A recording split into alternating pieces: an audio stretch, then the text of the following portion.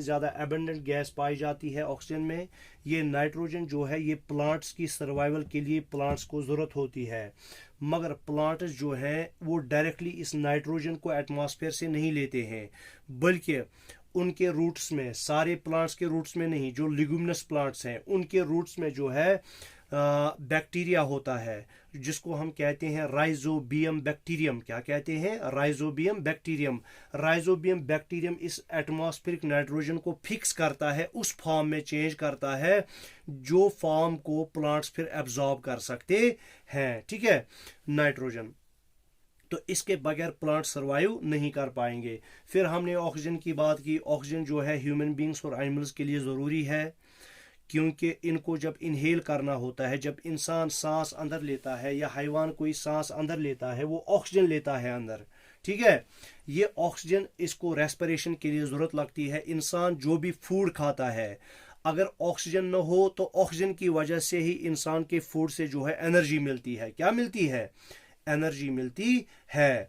तो ये ऑक्सीजन जो है हमारे ब्लड के साथ चला जाता है, ब्लड के साथ मिक्स होता है और फिर ब्लड इसको बॉडी की हर किसी सेल तक पहुंचाता है। ठीक है, तो वहां से इंसान जो है कार्बन डाइऑक्साइड रिलीज करते हैं। क्या करते हैं? Carbon dioxide.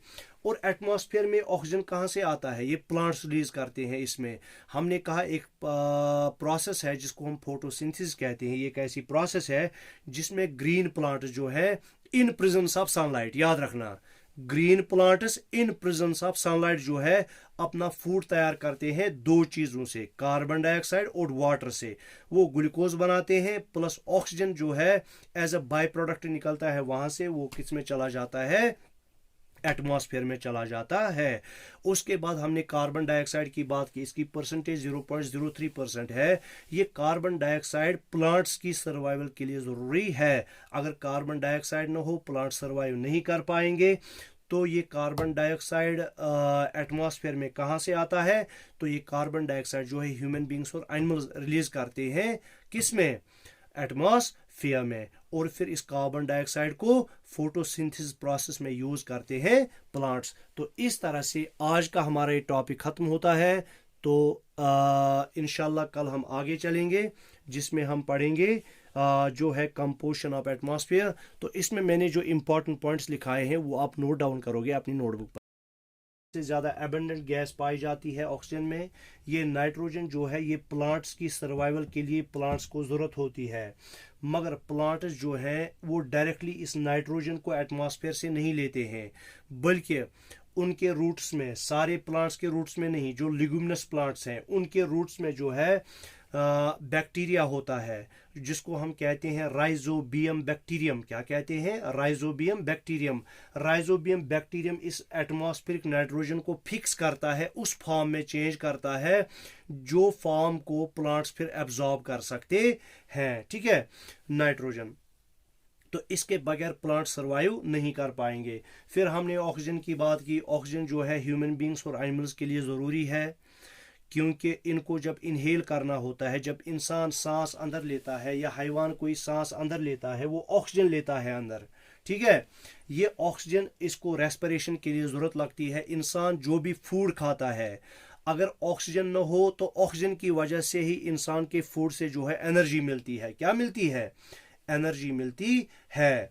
तो ये ऑक्सीजन जो है हमारे ब्लड के साथ चला जाता है, ब्लड के साथ मिक्स होता है और फिर ब्लड इसको बॉडी की हर किसी सेल तक पहुंचाता है। ठीक है, तो वहां से इंसान जो है कार्बन डाइऑक्साइड रिलीज करते हैं। क्या करते हैं? Carbon dioxide.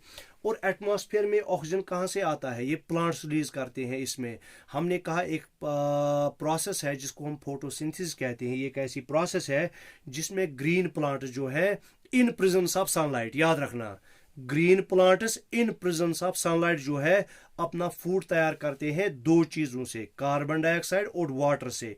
वो ग्लूकोज बनाते हैं, प्लस ऑक्सीजन जो है एज अ बाय प्रोडक्ट निकलता है वहां से, वो किस में चला जाता है?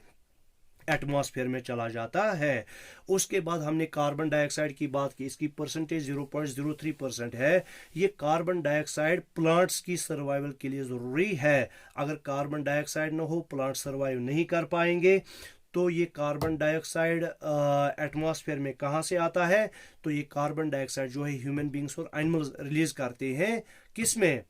एटमॉस्फेयर में। और फिर इस कार्बन डाइऑक्साइड को फोटोसिंथेसिस प्रोसेस में यूज करते हैं प्लांट्स। तो इस तरह से आज का हमारा ये टॉपिक खत्म होता है।